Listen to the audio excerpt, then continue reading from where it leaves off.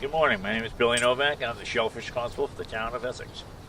Yeah, I'm a retired Boston Public School teacher, and I majored in Earth Science and History, so I've taught Earth Science. So I have a little bit of a background pertaining to this. The general description of my duties is to come out here every day that I work and to see that the clammers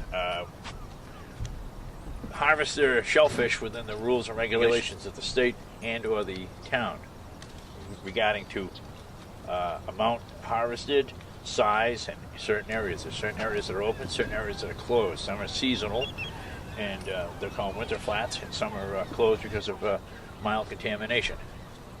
And what's the situation here today? Well, this is a winter flat. You notice that there's nobody digging this. We allow the guys to dig this in the winter only. The reason being, sometimes in the winter when the water is 28 degrees out, it's a 30-mile-an-hour wind, you can't launch a boat. But here you can just walk right down, you can dig clams here. My plans are to get out in the boat and immediately go to the spit and check on the three heads I see on the other side of the grass to make sure that if they're Ipswich diggers are on the right side of the line. One thing I always do is I maintain the Gloucester and Ipswich lines for the town of Essex. Well, the state law says you can only harvest clams by using a tined fork, which we know is a clam fork, and that's pretty much it.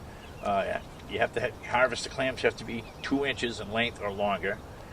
A good clammer has a bucket with holes in it, so it eliminates the silt and the mud, and you can put your clams in an onion bag, or a nylon bag seems to be the thing that they use today, and you can rinse and get all the sand out.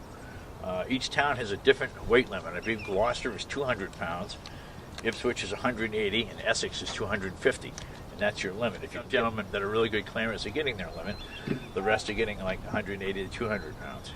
The water here is brackish because this is a river with many tributaries and estuaries, and what it is the tide goes out, the tide comes in, like my hands are moving, and after coming back when the tide changes, and that creates what's called brackish. It desalinates the water, and that is much more favorable for clams to grow in than straight salt water. This is a neap tide. This for 3 days, and this is one of the times of year when the moon is closest to the earth, so this tide is a real run out. It's called the harvest moon.